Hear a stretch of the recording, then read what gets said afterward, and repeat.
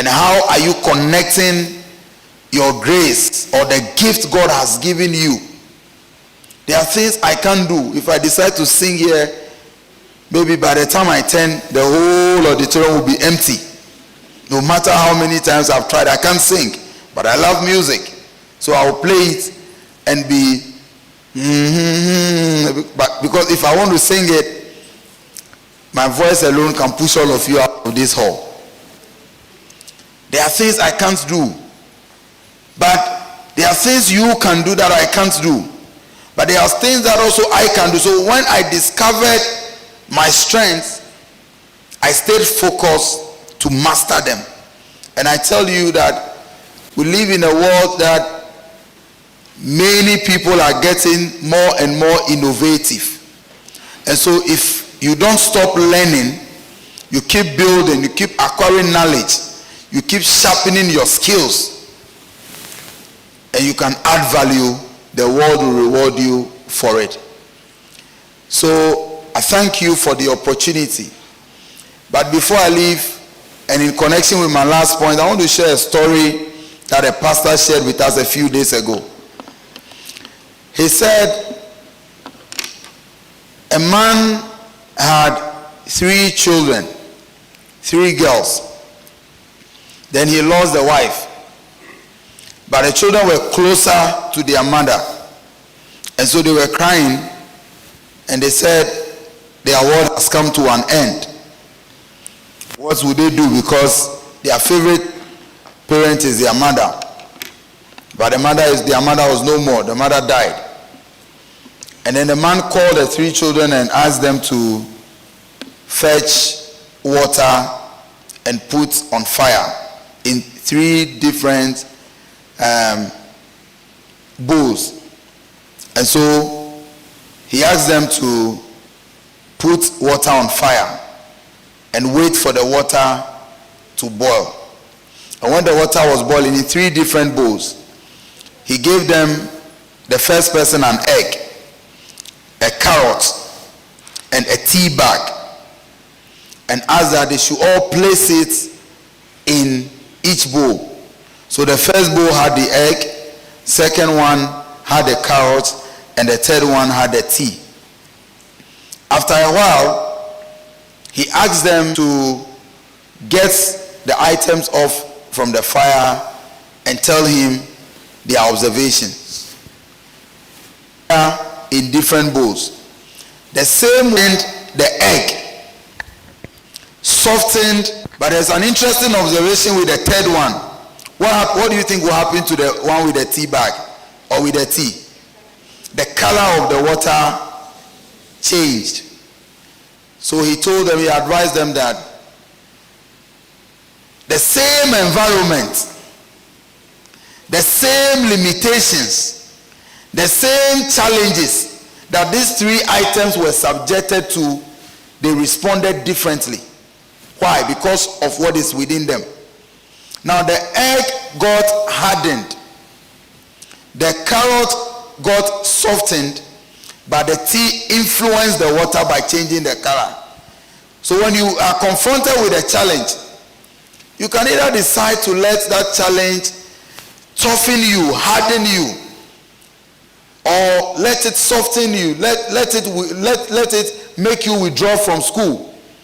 There are many people who will give the excuse that, oh, I left school because I didn't have the money to continue. You probably were not fighting or looking for the money enough, because maybe your background is even better than our position when we were in your shoes.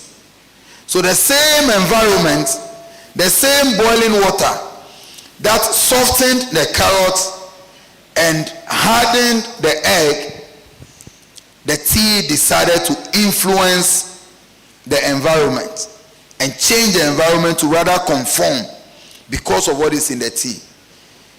Before you leave here today, I want you to ask yourself, what do I have inside of me that I can use to influence my world? What do I have inside of me that will make me break limits or go beyond my limits? What do I have inside of me that will help me face every challenge in life? and come out stronger or come out a better person. Remember, success is a personal decision.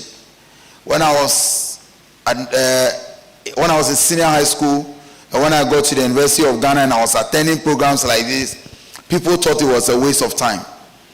Your academic degrees are good. It is good to have a first class, good to make a second class upper, good to do well in class. But I tell you that many of the opportunities that I have gotten in life, I did not get them because of my degrees, but because of the lessons I picked outside even the classroom. But you must have the degrees because sometimes it becomes a requirement. In 2021, the European Union decided to recruit and fund or train, build the capacities of 17 young African leaders. Over 33,000 applications across the continent. I was fortunate to be one of the 17 selected to participate. But let me tell you, even though when we submitted our applications, our degree was not a requirement. It was basically about what you are doing with leadership, how you are impacting lives, and all those projects. After they selected us into the program, the next phase, which was the interview stage, they said this program is a postgraduate certificate course. And so you must have so and so qualification. And so my mind, okay, motivational speakers will tell you your degree is not necessary. That's not what I'm saying. It is, but in addition to it, add value to yourself. So if I got selected to the program because of activism, because of my projects, and how I was impacting my world, it got to the critical stage of the final selection, so asked for the qualification or your degree. So if I had left Legon with maybe a pass, I would have missed that glorious opportunity. That was the first time I went to Europe. Traveled almost every European country, spent 8 good months in Italy, met presidents, met leaders of various organizations in Europe. My course coordinator today is the president of Finland. And so I can send him a WhatsApp message because we are friends. And after that program, 2 years later, I got elected as president for Finland. The point I'm making is that many of you young people are desiring certain levels of success that you are seeing outside that are not necessarily connected to your education. And so many of you are building up your mindset to believe that the degree is not even important. But as for school, it is no more important. Please, it will soon get to a point where to even be a mate in a commercial vehicle, degree will become a requirement. Don't let anyone deceive you that success is all about material things. Stay disciplined, stay focused, work hard, and I believe we will move beyond our limits. Thank you so much for the opportunity.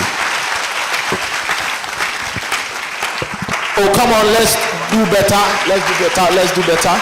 So we'll be taking only 5 questions. So if you have a question, just 5 people. If you have a question, kindly please come forward.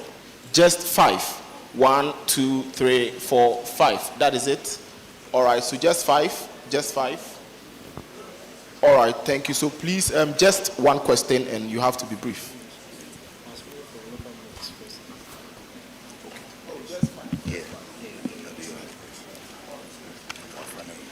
Okay. I'm Rosamond Bodon, an undergraduate in the authorities. I'm Rosamond Bodon, an undergraduate in the field of authorities and process. You made mention that we should discover our strengths. And I want to ask, is there an instance where you can also leverage on your weakness?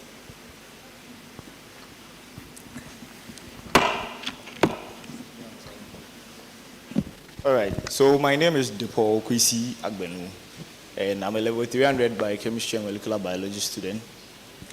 My name is Depo Kwesi Agbenu. I'm a level 300 biochemistry and molecular biology student here in Uhas. All right. So Honorable Edem, you've successfully navigated leadership, and then you've built a very strong political career.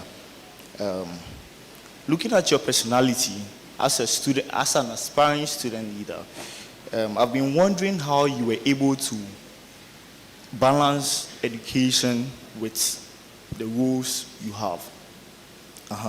So I would love to know what were some of the biggest challenges you faced managing these roles, and how did you overcome them? Also, for a young leader like myself, who is, I would say, following a similar path like you are, what are some of the key advices you will give to me to stay effective? And then, more importantly, as an emerging leader, what ways can we learn from you and then and connect with you? Thank you.